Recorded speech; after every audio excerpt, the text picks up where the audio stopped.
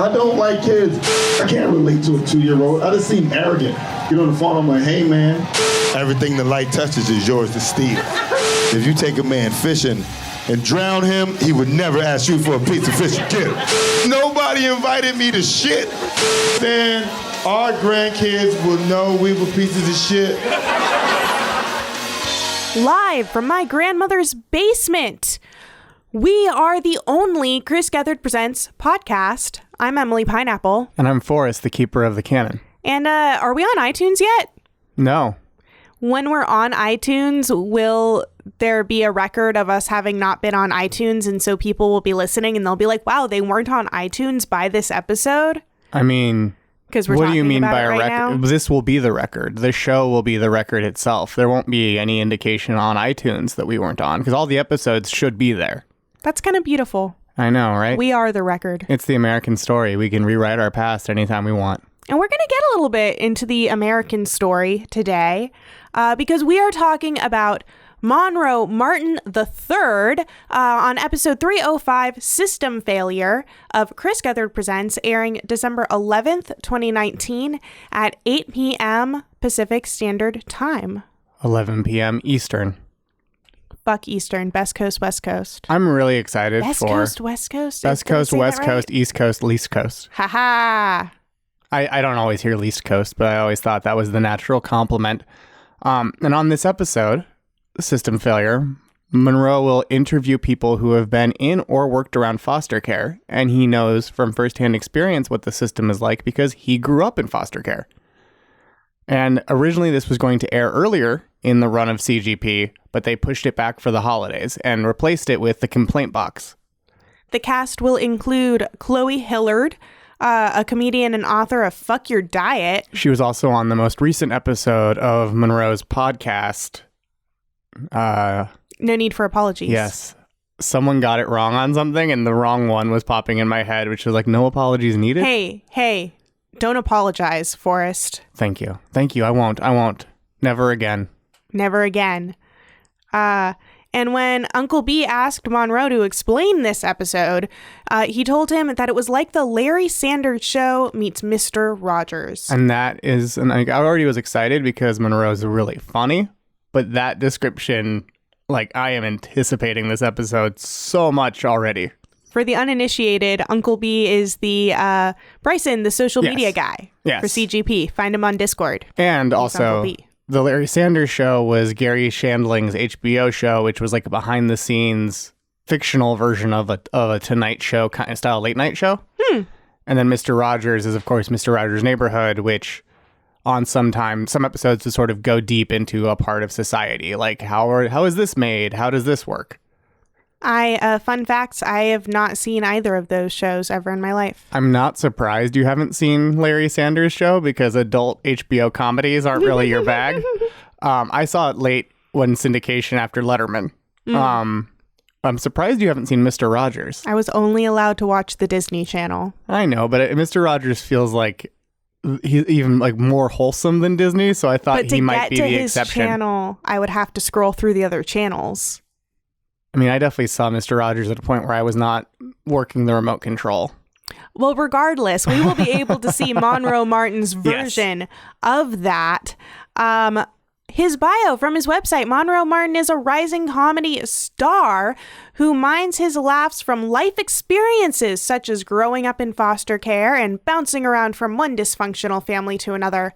With a very honest, open approach to storytelling and an engaging personality, Martin effortlessly turns his childhood of hard knock experiences into comedy gold. And Monroe Martin has appeared on Last Comic Standing, MTV2, The Tonight Show starring Jimmy Fallon, Access.tv, Netflix. In Master of None with Aziz Ansari. Yes. Aziz, I'm sorry. Oh. CISO, you get it. Everyone's favorite network, CISO. Comedy Central and TV Land. And I'm really excited to get to see him. And that's partially because of all of the comedy of his that we've watched over this past week. Yeah, mostly over these past couple days. Yes, mostly, yeah. This Friday, we drove down to LA to see the Chris Gethard Show with Robbie Hoffman. Yes. Live in Los Angeles, and it was absolutely incredible. Perhaps we'll record our memories of that. But what we did on the 6-hour drive from San Francisco to LA, and then the other way around, was listen to Monroe Martin clips and podcasts. Yes, you were able to watch because I was Yes, driving. That's true. So I just want the California Highway Patrol to know I did not watch them. No. I listened. It was mostly listening. So we got to sort of mainline his comedy and interviews of him for 6 hours, and now we're going to talk about it. I feel like we have like a really intense relationship. You know, when you meet someone and like you just connect and you like spend like 48 hours together and you're like, I just met this person, but like I feel like I know them. That's how I feel. I think that's a fair comparison. And I mean, he makes so many podcast appearances, and Yes. he talks about sort of how his growing up in foster care with a frankness and like a sincerity that I really like and appreciate. And so, yeah, I definitely feel like I know him. And so it's interesting seeing his comedy after doing those kinds of deep dives into his podcast appearances, because I can, and we'll talk about this more later, but we've heard him tell some of the stories that then he translated into jokes. And so it's always interesting when you can see the life experience and the joke together rather than only the joke or only the life experience. It's a regular like Hannah Gatsby Oh, yeah. deal. It's the life and the joke that is life. I mean, I still haven't seen Nanette, so. We're going to let my sad, disapproving pause just kind of sit. It's intense. No, I want to see it. It's just we watch everything together and you watched it without me, so I haven't seen it yet. It's a little intense for me to watch twice, but I'm going to watch it again. I love it. But we have 15 things that we absolutely loved about Monroe Martin. Yes. And then we're going to talk a little bit about the history of foster care in America as like a bitty primer to before his episode, and hopefully inspire y'all to know things about foster care and possibly do things about foster care. Yeah. Yeah, hopefully. So first off is a clip from a set of his that aired on Comedy Central where he talks about eating an edible before he went on a date. It's like a 10-minute story. Yeah, it's a really good story. Yeah. It's great. It's he accidentally eats an edible piece of cake he did not realize before going on a second date. Yeah. And yeah, it's a really, really good story. I found it extremely funny. I really like when he compares his dick to an indie movie. It's total aside that is not part of like the larger story, but it's just such a funny joke that's like aimed right at my sensibility.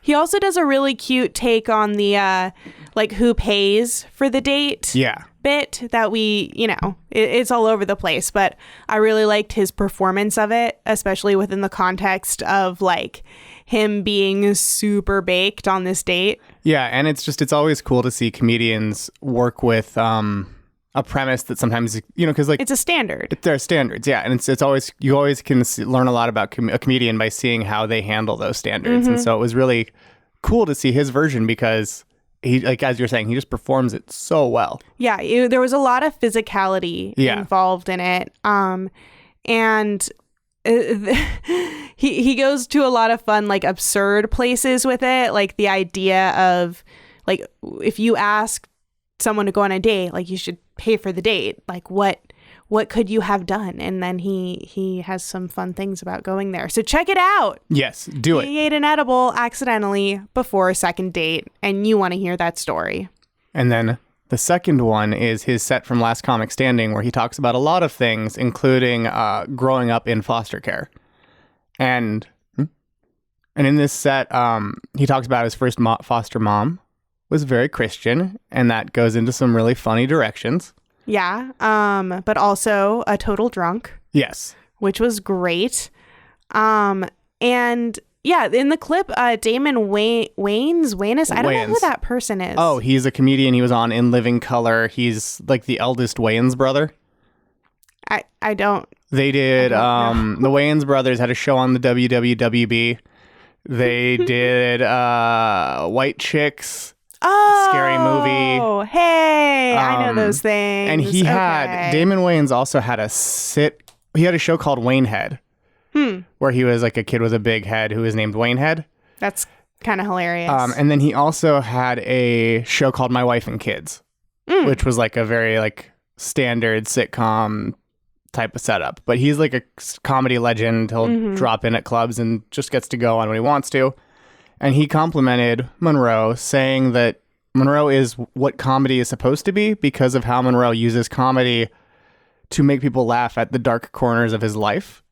And he doesn't make people laugh by putting himself down or putting the situation down or even necessarily punching at the foster families that he was in. He really just points out the absurdity of a lot of the situations, like the absurd little moments and the absurd premise on which a lot of like decisions are made, and the system, of course. Yeah. And he talked about on one of the podcasts we listened to about how early on he wasn't drawing from sort of his life experiences and that his comedy really like started to come alive when I think it was Keith Robinson told him, you got to start drawing from your life because you have such an interesting experience and that's like gristle for your comedy. Mm-hmm.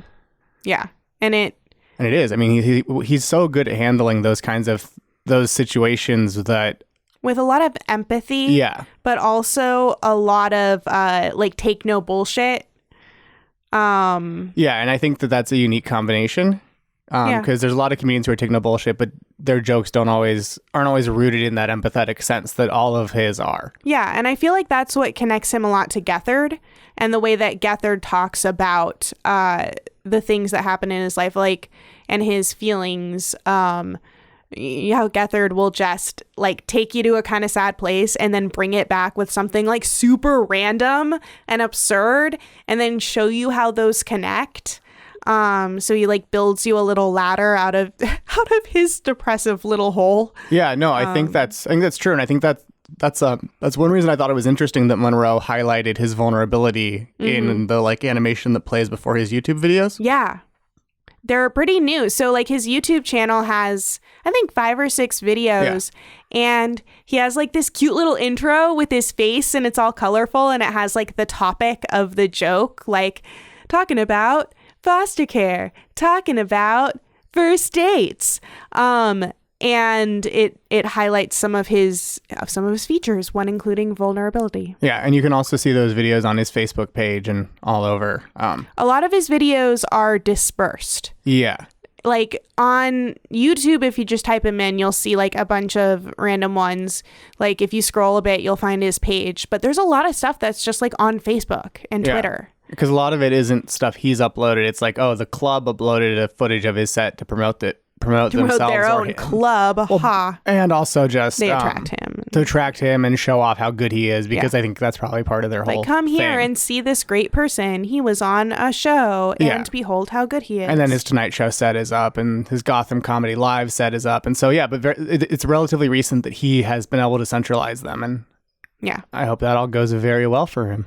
Yeah. One of those jokes is not understanding why people are excited for Meghan Markle. Meghan Markle being the woman who's married to the prince. Yes. She was an actress on the show Suits on USA, Characters Welcome. And then she's now married to Prince Harry. And in this, he points out that she was already like kind of like a super high status fancy person on Suits. And so he would be more impressed if like Cardi B all of a sudden was marrying into the royal family. And he goes along with that premise, what it would be if for Cardi B to be in the royal family. Which is just a beautiful image. Yeah, because I love the notion of like, fuck your royalty. Fuck your idea of classiness. Yeah, like I love... What do Americans value? Like from the stirred up stories. Yeah, and anything that makes the British royal family uncomfortable, I think, that's great. Growing up poor is the next joke that we want to highlight. This is a clip where he talks about how you know, some of the generic things about growing up poor, the off-brand toys, etc. But also a nice little indictment of the foster care system. Or like, so he talks about how foster parents are often, mostly, get stipends, like, to take care of the child. And that it was about like $700. And he didn't, of course, know that the people taking care of him or not were getting $700. But how he would feel if he knew that and he was getting off-brand toys. I mean, I don't know, but yeah. But I love the specificity of it. Like, that is a joke that very few, if any other comedian would have thought of that as or even could use that premise. Oh yeah, and like, I love that it shows like some of the specificity of his voice in a way that I really appreciate, because it is taking experience that he had that most other people haven't had and then amping it up, like you said, to 11 to this like absurd point. An absurd point that we can all relate to. And I think that's the power of a lot of the absurd points. And that's something that he talks about, I forget in what, or he was like, I think it was a podcast I listened to. He was like, someone told him like, people won't relate to the things you've been through because you've been through such specific stuff, but you're interesting. Like, maybe he said that about himself. Like, we want to hear him talk. No, that was one of his friends, I think, had told him that when he was like starting out in comedy and was like not sure about it. He was like, but you're interesting. Yeah. Like, we want to hear him talk. And the way that he brings things to the absurd level is where we can connect, where we can relate. We all then see the image that he has in his mind, and we're all together in our evaluation of this premise that we may or may not have gone through. Mostly not, because it's still rooted in like emotion that's accessible to us. Everyone has had the like, I wish, as a kid, being like, I wish I could just tell my parents like, no, you can't punish me. I wish I had power in this situation. And like, it's just such an interesting spot to be. And the next one is a story that he tells about growing up with young parents. And then in this specific case, also his dad deals drugs and his mom takes drugs, and that's why they'll never make it together. And then it goes off into like, again, he uses very funny, sort of cranked up, absurd examples to illustrate it. Like, he takes us down the chain to the absurdity. But he also, he's a good storyteller. He knows the questions that we have. When he says, I grew up in foster care, blah, blah, blah. Like, I'm basic as fuck. My first question is like, oh, like, why? Mm-hmm. And he knows that that's the question people are asking. And so he creates in his sets, like you can see even in his smaller ones, especially when he gets to string them all together, like on Jimmy Fallon, like he is making a story. Yeah. It does have a beginning and a middle and like an end, and over the course of many jokes, but about his life and his experiences, which is cool. And I think, as you said earlier, that's another way that his comedy and Gethard's sort of coalesce. Yeah. Definitely. And then the next one is him doing a joke about how grateful he is that Forever 21 now sells plus size clothes, which I very much relate to. And it was called Big Boys Can Be Fashionable. That's now? what I called That's what you called it? Yeah. I think he has a line. He may have a line that's that, but that is not the title on, because it's a tweet. So there's not like a title on it. So this one's from a tweet. It's a real funny little bit. It's a clip from oh, no. He did. He said big guys are finally getting their chance to be fashionable. So I paraphrased him. With boys, which is funny. Which I think was also a Borey reference because of his hashtag Husky Boys. Oh, it totally is. David Borey, excellent comedian. Find him online. He was in a video with Claire O'Kane. Yes. They lived together for a while. I think so. They're both in the San Francisco scene. But Monroe has a whole...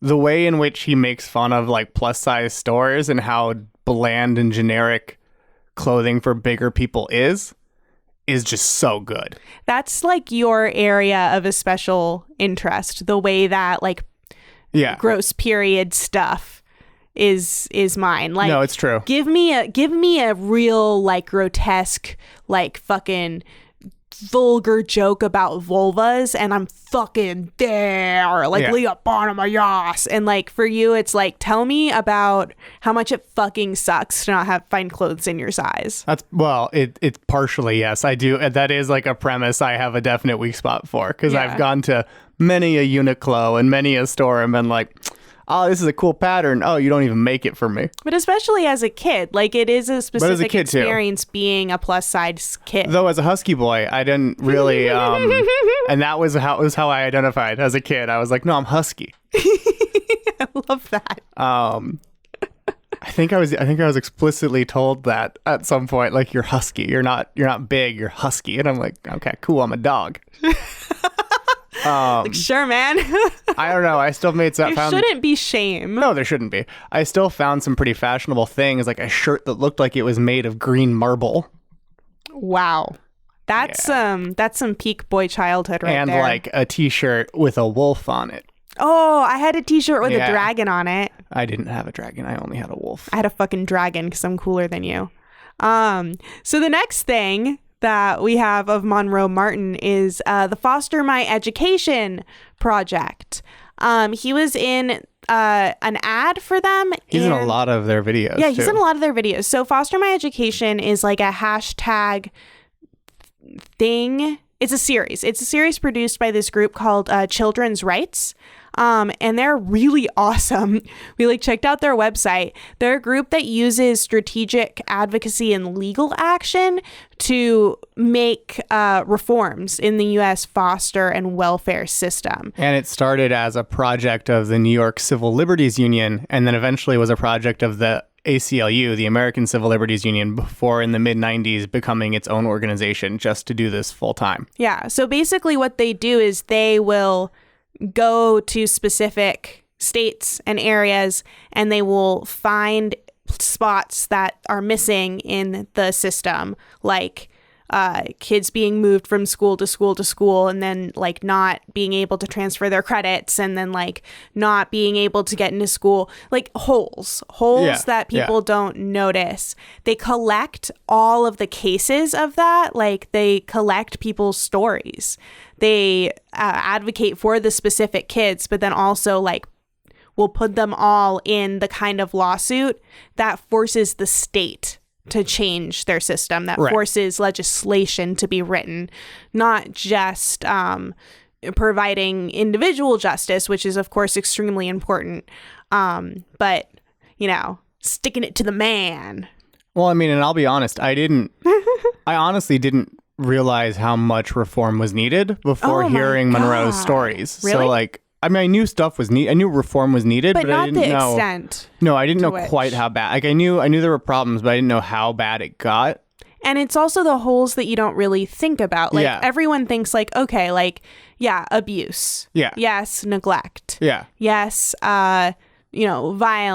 Yes, like,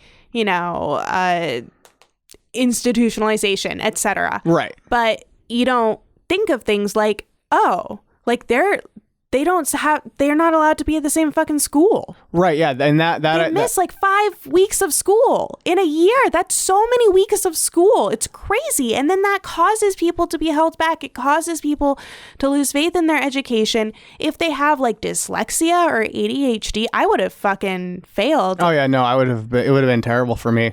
Yeah, like I just thinking about how much I depended on my teachers, Yeah, and I mean, I think it's just that it's sort of part of why that system is been able to get as bad as it has. Mm-hmm. It's a system you don't tend to encounter unless you're in it. In your everyday life, if you are not a foster kid or raising foster kids or no foster kids, like you don't encounter it that much, and so it just doesn't. You don't. I don't know. It doesn't. You don't ever. I hadn't spent time thinking about all of the like ripple effects of it. And so hearing Monroe's stories that really illustrated that, I think is super valuable. Mm-hmm. And I'm like, now I care like a lot more about that issue than I did before. Because in an abstract way, I knew like, yeah, it's bad and needs reform, but I didn't know like the specifics that make it all much more real. Yeah. I guess. Our next thing is Monroe Martin on The Tonight Show.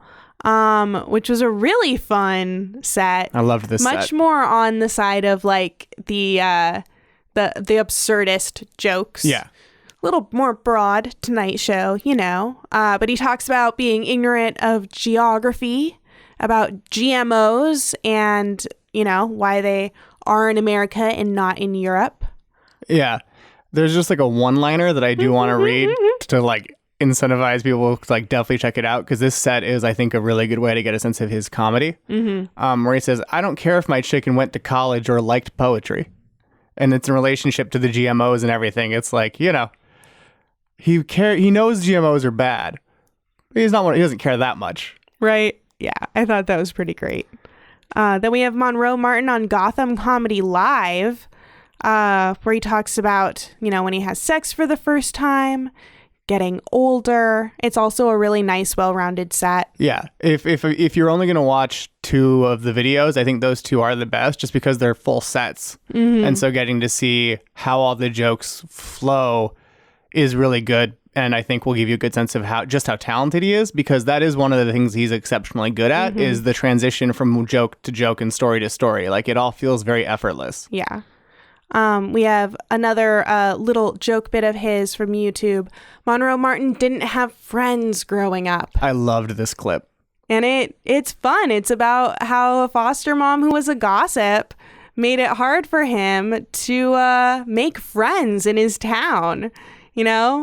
Parents don't want him in their house. And we actually heard the story that likely inspired this joke while listening to an episode of the Special People podcast. No, it specifically inspired it. Because he wasn't allowed to go inside the house and could only play with one of his friends on their porch. Like their entire friendship was only allowed on the porch. And they were friends for years. Yeah. Like 2 years or so, I think it was. Yeah, and when he told it on the Special People podcast, it was a different context. And he was being prompted by the person who's the interviewer. I forget his name.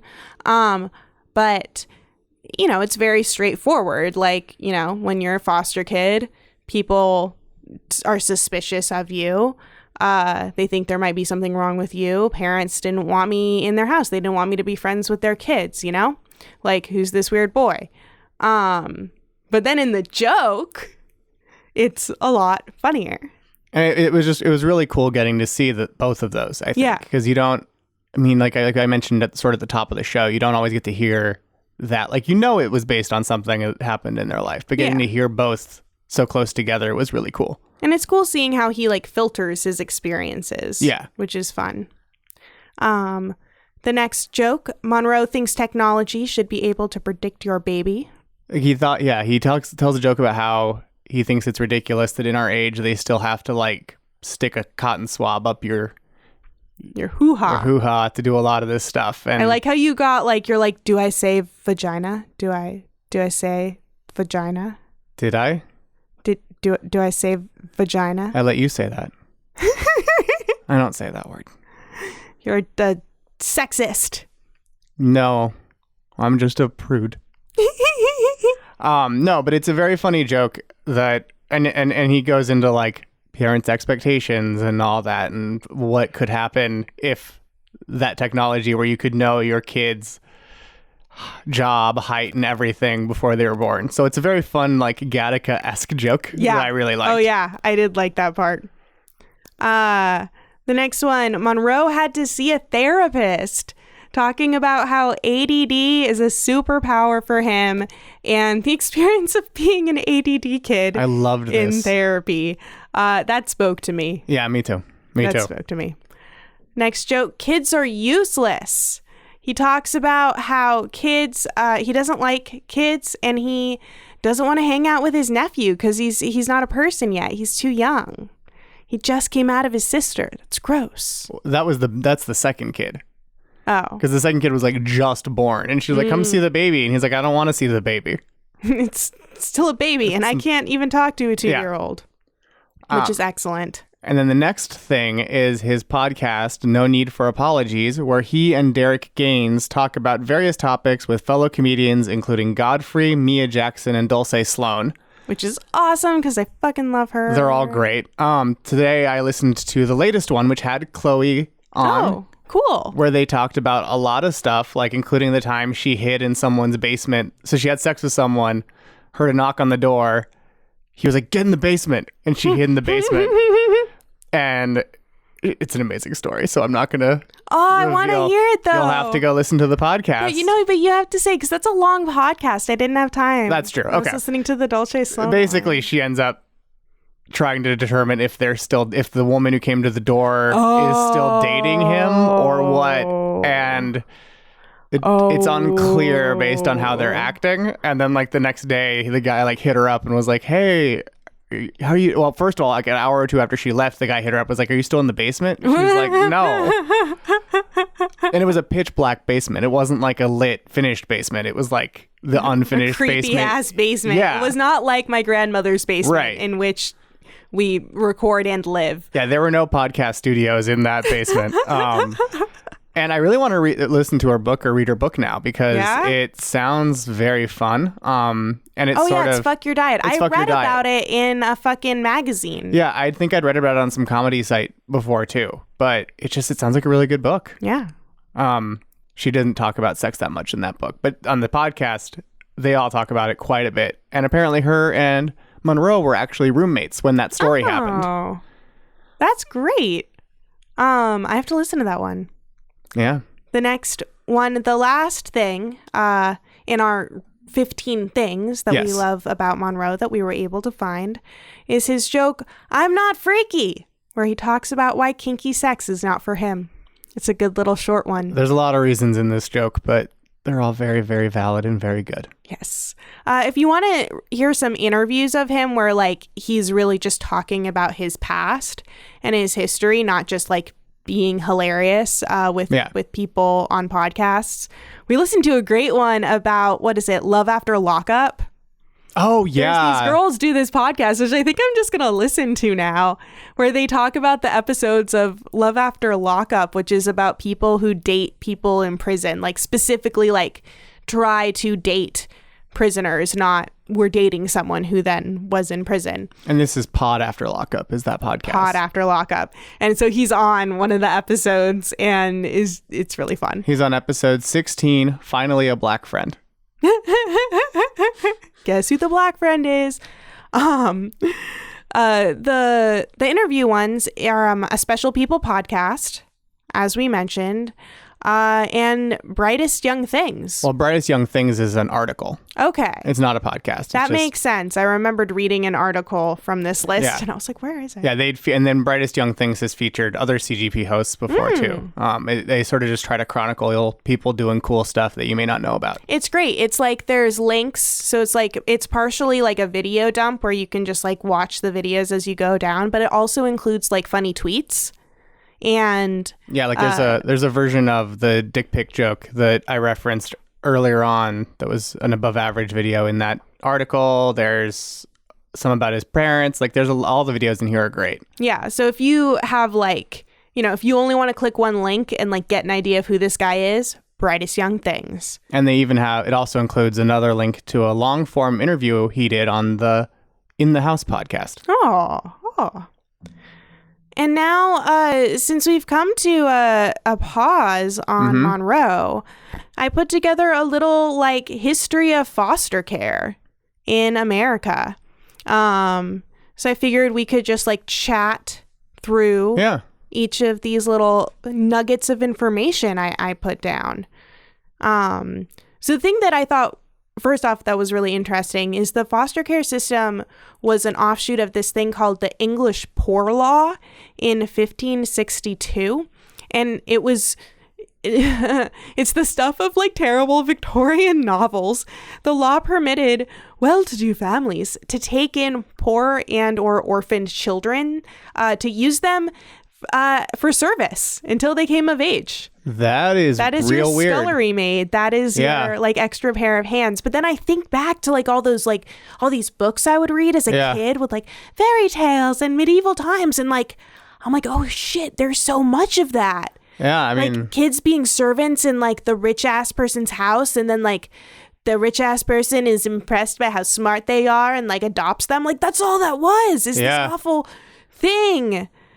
And then in the mid 1800s, some children's aid societies popped up. This was just before the progressive era. Yes, in America. These were private agencies that developed industrial schools for children, and they included orphan trains, which were made to transport children to families in the Midwest and Western states. So I they read shipped about this. children to the frontier? They fucking did. You know what they did? So they weren't called orphan trains until like the 70s, but The 1970s? yeah. Okay. But legit. Wait, these kept going until... No. They ended in like the 1920s. 1870s.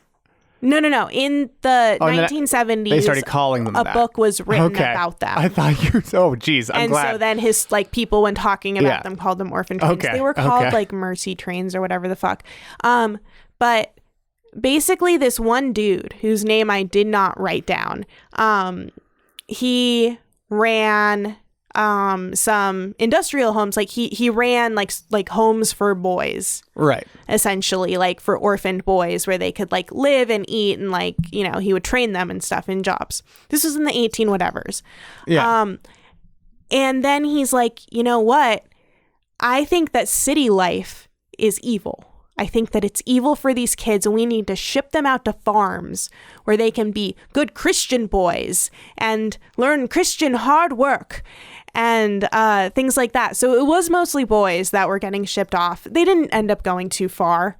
Honestly, it was usually like Pennsylvania or just outstate New York. So yeah, that's not too... It's not too far. But It's not like they ended up in California. No. But you have the problem of not all of these kids were orphans. Oh. A lot of them were given up by their parents because the parents weren't able to take care of them.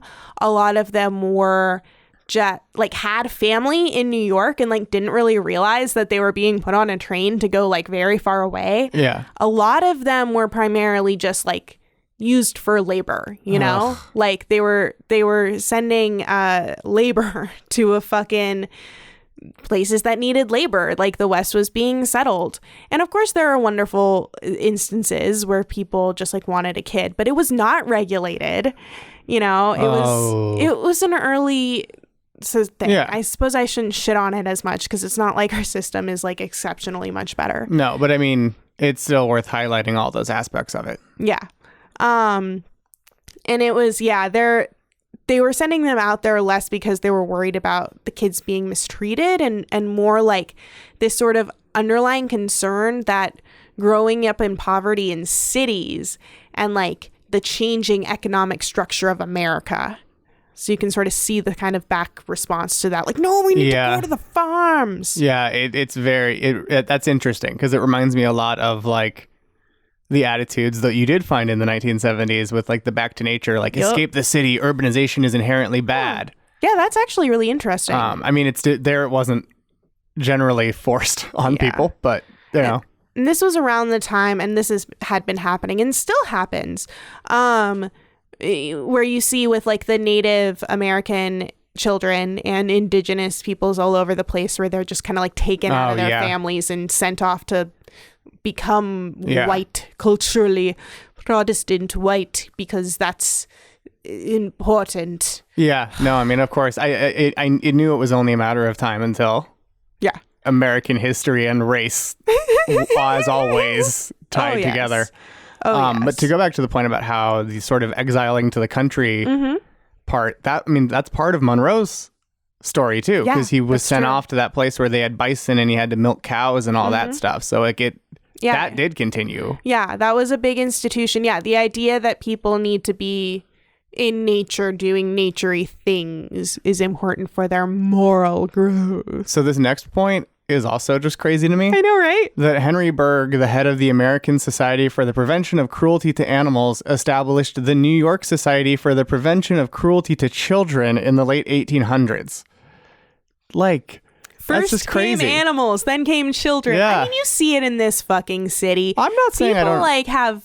I mean, with dogs and homelessness and... No, I'm not shocked. It's more that I'm surprised that the same person did both, not that I'm surprised that the animal stuff would come first. Yeah. Partially because we don't give like as much of a moral judgment to animals that need help.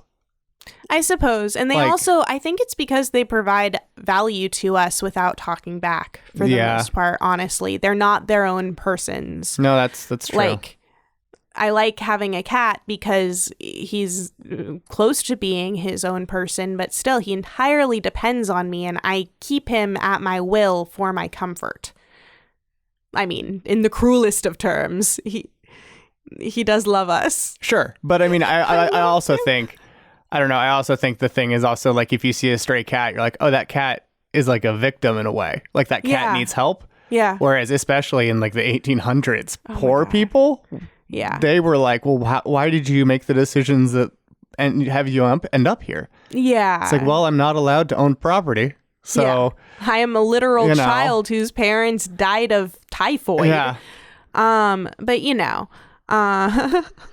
so the first White House conference on the care of dependent children happened in 1909. So now we're like firmly in the progressive era, which is an era that lasted until about the 20s, where people were getting real into the idea of fixing social ills. Like, that's when I think it became like extra fashionable for rich people like Mr. Berg to like actually cause reform. Yeah. And that's also the time when schools were starting to get built. And there were more laws around like when kids could work, but also just like the schools. So yeah, there was this growing recognition that childhood was a distinct phase of life. Which in other societies and other places, like this had been growing for about like a couple 100 years. The idea that there's like a childhood, and that kids don't become adults at 8. And during the early periods of capitalism, that's when there started to be like an ideology around the family and upbringing of children, and that's like in the 1600s. So you sort of see like we get the idea that children in Protestantism, at least, like children are holy and need to be saved, and like they're nice and we should be good to them. And that's when the Poor Relief Acts got put in place. Like the first thing they thought when they're like, oh, like children, they're defenseless, we should not let them die in the streets. The first thing they do is like, you know what we should do? Have them work inside. So they're really just worried about like skin cancer and like mosquitoes. Well, they'd freeze to fucking death. No, it's England. There's not skin cancer. It's definitely freezing. It's like freezing to death, but it's swamp foot. Oh, Jesus Christ. Yeah. So it was then, around 1900. Most modern quote unquote nations, Britain, the United States, France, had compulsory state schooling. Good. So there was already this idea that like, all these kids are together in one place. I suppose we see them all together in one place. We see them as a distinct population. We should make sure they're okay. I mean, that's a good impulse. We should make sure they're okay. Yeah. And then the 40s orphanages went away. They kind of became out of fashion. Oh, yeah. Well, I mean, they're still here now. But yeah, they just like, it was proven that babies that grow up there don't always do great and do poorly generally because there were so many orphanages. There's just too many orphanages? So that was the war, right? So after the war, there were all these fucking orphans. And I forget exactly what the place was, but there was this gigantic orphanage that had all these babies, and there were like 3 nurses for like all these babies. Oh, so so they could go around, and all these kids were touch starved. Right. So was it the orphanages were so overtaxed that they weren't doing well? Like they saw those kids who had those problems, and then as they were growing, they had more and more problems. Right. And around the 40s, we had all these like science motherfuckers who were looking at this stuff. We were able to communicate information more broadly.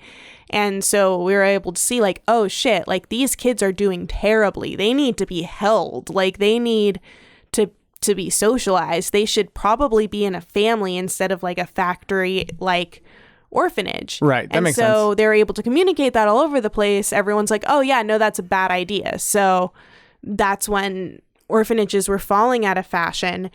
And in 1950, there were finally more kids in foster care than in orphanages. But one thing that I think is interesting, again, pulling from Monroe's story, is that doesn't mean that there was always like one kid in one family. Yeah. Because there were cases that he grew up in where it was like... It was group homes. Group homes and stuff. And institutions. Yeah. So institutions definitely still exist to this day.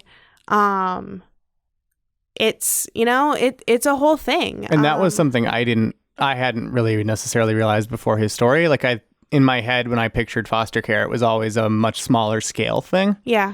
Not like dozens of kids in the country in an institutional building. Yeah. It's also, in Los Angeles, so Los Angeles has the most young adults who are homeless. Oh. Like so many more than other places. When I was in Los Angeles, I became knowledgeable about a organization that helps them out. Because a lot of them are queer kids. Who are getting thrown the fuck out because that happens at alarming rates still, even in California. Yeah. And so I had been to a group home as part of like helping people out with stuff. Yeah. So it's a cool organization. Yeah. Like it's a good thing. Like the things that they were focused on as a private organization were a lot of the things that I'm learning about the foster care system are holes in the foster care system. And it's still kind of grim to have a group home, but like it's interesting that they were specifically focused on education, and the education being continuous and having all of those credits count, and like making a pipeline into college, which is something that's lost, like providing that specifically, as well as psychological care, like mandatory psychological care, that in their setting at least. And I was going to say that, that sounds like a much better setting than a lot of the, there are better group homes than others. But it's not. There are also really terrible ones. Yeah. But that's, So then by the 1970s, like foster care population was like at 500,000 kids, and there is more now. A lot of them are in the foster care system. And then two developments sort of distanced adoption from foster care after the New Deal and World War II, which was the growth of public social welfare services and a new consciousness about the plight of African Americans. African American, mixed race, older, native, developmentally delayed, physically disabled, and other hard-to-place children. Yeah, there were finally like anti-poverty programs that were created with the Social Security Act of 1935, and that's like in the middle of the Depression, when all of these way more progressive things that are helping people out happen. And they were finally offering aid to struggling parents rather than just taking away the kids, which is still the first line of action in most places, in most cases, which is not necessarily like the best for every situation. But finally, someone's like, maybe if we just give these parents enough money to feed their children, they can raise their children and keep them safe and loved. That sounds, funding the helping the parents take care of their kids sounds like a good alternative to, in some cases at least. Yeah. And then in the 1960s, federal funding for foster care was added, and then there were a lot of more out-of-home family placements. But it's crazy to think that it wasn't federally funded until 1960s. Yeah. I think there was federal funding, but not like the specific Aid to Families with Dependent Children Act. But they did add more federal funding to foster care, which meant that there was a lot more foster care because... if you're funding it, there's going to there are more resources to actually dedicate to it. So you're going to be able to do more. Yeah. In 1980, the enactment of the Adoption Assistance and Child Welfare Act solidified the federal funding structure for child welfare systems and services. And the idea was there was always ended up being limited funding for the services that provided aid to families to take care of their kids, things like money, things like classes, things like extra mental health resources for a child with problems, for addiction services. That's huge. People who like just would straight up be great parents if they weren't addicted to whatever they're addicted to.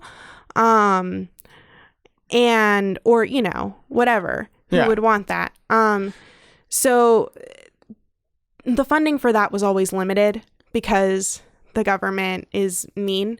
Well, but things there was unlimited funding for foster care reimbursement for eligible children, which means they had endless money to pay people to take care of children, right?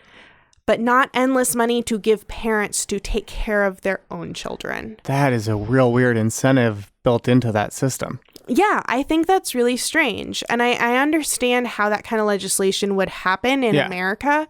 I don't agree with it, Right. But I can see how that would be what would happen, especially then, but even now if it was getting passed. Well, because the idea is like, are we giving money to children, quote unquote? Really, it's the people who are supposed to be taking care of those children. So do we give money to these angels who are willing to take a child into their home and definitely don't, maltreat them at all, even though that happens a lot, and will only provide limited classes? Or do we give money to these people who can't even take care of their own kids? Well, and that's where, I think that moral... These crackheads and these people of color. That's where, the race part is definitely a huge element underpinning that. And I think that's where you get sort of this thing I was referring to with that earlier about why I think people are sometimes more willing to help animals than children who are poor. Yeah. Is because you do have that built-in thing of you failed as a human if you need help, which isn't true. And also the racism. And even if, that's what I mean, but that's also part of it too, yeah. You can't be racist against cats of different colors, but right. Racism against people of different colors is heavily ingrained into all of our systems. Yeah. And then from the 1980s to the present, the federal child welfare law has been amended with the goal of system improvement. Positive things have been enacted, such as increased support of kinship care, which is when the family takes care of the kid, right? Yeah. So that would be if a child needs to be removed from a home, finding an aunt, finding a grandmother, finding, whoever who is willing to take in that child, who is willing to, take the certification necessary, right. Making sure that's super easy for them, making sure that the kid is safe with that person. And then also resources for older youth in foster care have been increased, but the core structure is the same as it has been for a long time. Removal is still the main response, and the government's financial investments are still in taking the kid, putting them in a foster care, rather than in preventing the family from having to be broken up in the first place, or in services that strengthen the family's ability to take care of the kid on their own. Yeah. And so as of 2016, there were about 400,000 kids in the foster care system. Around, what is that, 11,000? 117,000. I'm not good with numbers with zeros. I just don't know the names for them, and that's okay. But that is lower, interestingly, than it was in the 70s. Yes. About 20,000 youth, however, aged out of the child welfare system without being returned home or placed with another family. And that's Monroe Martin's story. Right. And he talks about, and he probably will go into, hopefully in his episode, the program that he was part of, which was very lucky and I think needs more funding, because when he became 18, when he grew up, instead of just being chucked the fuck out, he was able to be in a program where he had a job and he was going to school, and so the government provided him with housing and with a food stipend. Yeah. The way that a lot of parents do, including mine. Exactly. No, I mean, that's They fucking house me and they fucking feed me because I am going to school. Yeah. And I mean, that was the case with me too in school. Like that part of it, that program that he did at the end, the independent living, that, as you're saying, sounds like it should be the natural like conclusion of your time in the foster care system. Yeah. If you make it especially if you make it that far in and don't have a family you're placed with long term. Yeah. Like at least until you're 26 is when we get taken off our parents' health insurance. Yeah. 26. Fuck it. We're going through a second adolescence. We're fucking millennials. There's no money and there's no jobs. Just let us live inside. Well, and I mean, that's also that enables so many other options that, like you're saying, we have as millennials whose parents were able to help support us. Yeah. But like, you know, if you wanted to go for a graduate degree or something, 26 theoretically could. Oh, yeah. And like the government could support that. And I think you'd think the government would want to support that. I'm not saying I think they do. I'm saying you'd think they would. You would think they would love that idea that like someone who went through the system might go get a like master's and be able to then pay taxes. Yeah, I mean that's the thing. It's unfortunate that we always have to make the argument of, oh, but this person could be making a bunch of money. They could be contributing, quote unquote, to society in some such way.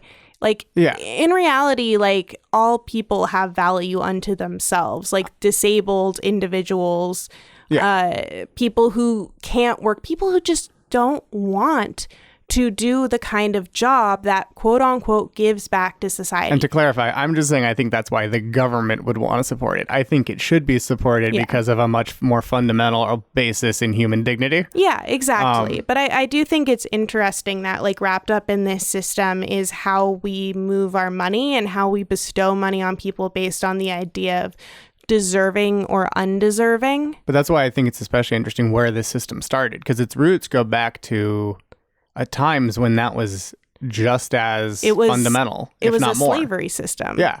It was a type of slavery system. Yeah. It wasn't chattel slavery, but it was slavery. Chattel slavery being the type of slavery that was practiced in the American South. But it was still something that reduced someone's value purely to their ability to produce. Yeah. And then they would just like, they had to work. And then when they were a certain age, they would start getting paid for that work and be allowed to leave. I'm sure that always happened. But that's still, I know, right? But that's still like, you know, you're enslaved for a period of time and that sucks. Yeah. Well, and you know they're not getting a level of support that they would need in that period. I mean, if they got lucky, maybe, but like that's not something that should be left to luck. Yeah, exactly. And so learning about the foster care system was extremely depressing. Yeah. I would definitely urge anyone who is triggered by abuse and stuff to just not look it up, you know? Just look up how you can help. Yeah. And don't look at any like personal stories unless they're like, behold the success. Like, be aware that obviously everyone's aware, but it's really, really interesting. And I'm really excited to see what Monroe does with it. Well, and I kept, that's why as we were learning about this, I kept thinking about the fact that it was getting described as the Larry Sanders Show meets Mr. Rogers' Neighborhood. Yeah. Because that like framework applied to this system sounds like it has the potential to be a super fascinating episode. Like, is it going to be like behind the scenes of him as a Mr. Rogers, like talking about the system?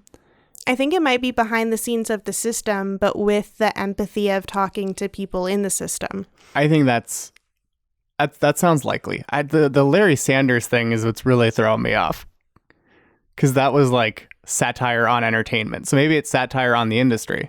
That's where I think he's going to put the humor in. I think it's System Failure is the episode name. Yeah. So. I think that it's going to be an indictment of the system in a funny, satirical way. Like, look at how absurd this system is. Yeah. By being in the real heart of the people telling the story. Yeah. We're laughing at the system because of these stories and the absurdity of the lived experiences. And there was people. He talked about his worker the guy who was like assigned to overseeing him as a kid. Mm-hmm. And on I think it was the Special People podcast, when he talked about that guy, it was in a very like comedic. The character of that guy was comedic. Like I kept thinking of the guy from Series of Unfortunate Events, who like keeps missing all of the things and is. Oh my! I kept thinking of that schlubby guy every time. Yeah. Oh my gosh. Yeah. So, and this guy was primarily responsible for Monroe having been moved to so many places. Yeah, because over so many years, because he just kept moving him rather than doing any kind of other work for him. Right. And so I think that if Monroe, maybe he'll step into a character kind of like that guy as the like, and then there will be these like unfortunate things that keep happening and the response will be to keep moving the person around. Like I think that could be it. They're going to go on tour? I think. Oh, I love that. I mean, I don't know, but I could see it. Oh, I think that could be a funny way to approach it. I love that. So I usually predict that there's going to be just Dick. Yeah, you do. In all the episodes. I don't think there's going to be Dick in this episode. I don't think so. I really just hope there isn't. I'm preparing myself for anything that I might hear because I'm a person who gets triggered. And so if I know going into a thing that there may be triggering content, I'll be fine. Yeah, given some of his stories, I could see him at least referencing stuff that could be triggering for people. It seems like he's talking to people who have lived experience in the foster care system, and like abuse is part of that. Yeah. But I'm really excited because one of my favorite, like the reason I love comedy is because it gives us a way to tell funny stories about terrible things that both brings down systems that don't need to be in place, like dumb rules.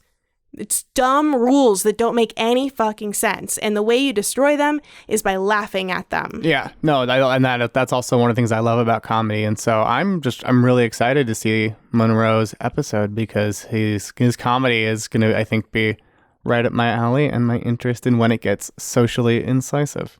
Yeah. I'm super excited. We're going to get some real, I'm excited to get an empathetic episode. I'm so excited to see. He's the first comic where, we learned about him when we're like, wow, this is very Gethard-esque. Don't know that he's the first one. I think we've said that on another episode. I don't remember which episode it was, but I do think that we have compared someone to Gethard's comedy. But not their. It was the specifically. Style. Yeah, I think that at least with Monroe Martin specifically, the dealing with rough subjects. Oh, that part is this. With empathy and hilarity. I think we compared Martin Urbano a little bit, where it's the how Geth handles suicide so deftly in Career Suicide or something, but I don't know. I mean, I think Monroe is more of a close comparison because it's both stories of things that have happened to them that can be rough and making it and transmuting it into very empathetic comedy. Yeah. And I think that's beautiful. I think that's the next evolution in comedy. We're stepping away from take my wife. No, take her of the 80s. I mean, that's like Borscht Belt. Am I wrong? Is it 80s is more what's the deal? Eat her, I barely know her. Well, that's just a street joke. That's just I don't know what the first part of it is. All I know is I barely know her. It's anything that ends in "er." Oh, okay. So take her, I barely know her. Bang her, I barely know her is the joke. I don't even know the girl. Why would I bang her? What's the deal with banging these chicks? I think it's 50s Borscht Belt is the take my wife, no take her, please. Maybe 40s even. And then 80s is what's the deal and catchphrase comedy. What's the deal? And being mean. Well, yes. Homophobic stuff. That's what I think about with 80s That's a lot comedy. of it. It's just insults that are mean and punch down and are mostly homophobic and transphobic. I think extremely transphobic. I mean, yeah, no, there's definitely a lot of that in 80s and 90s and 2000s comedy. Well, I mean, because I'm so sad. But the shift away from that kind of lazy punchline is very recent. And it's only because trans people get to tell jokes now. Well, yeah. And gay people get to tell jokes now. Yeah. And Black people get to tell jokes now on, like, not just their own networks. Right. So we see these things. Because it used to just be like... And women get to tell jokes now. Yeah. Fuck. I was listening to a comedian. This is the quickest aside. Mormon and the Meth Head. It's Aaron Woodall and Jessa Reed. And she was talking about doing comedy in, like, 2009 and like 2010, and how she went up and, like, literally she'd have people saying, like, hey, we need a girl for this show. Yeah. We need one girl for this show. Will you be our token girl? Like, that doesn't surprise me at all. Right? Like, she went from that to, like, nowadays they're like, hey, like, do you want to be on our, like, all women lineup of badass women? We need more women for our shows. People aren't going to come to my show if there's only one woman or no women. Like, that's amazing. No, it's an amazing amount of progress in such a short time. Yeah. Yeah. Fuck the easy way. Check out Monroe Martin. I'm super excited. This Wednesday, December 11th at 8 p.m. Pacific time, 11 p.m. Eastern time at chrisgeth.com/live. What's the Twitch handle? CGP MNN. CGP MNN on Twitch. Check out the Discord. You can find it at chrisgeth.com/live. Jump in. Say hi. Watch the show with us. It's going to be awesome. It's going to be really fun. I can't wait. Yeah, I can't wait. Super excited. See ya all on Wednesday. The therapist asked me, Monroe, what do you think about today? Tell me what's on your mind. Dragons.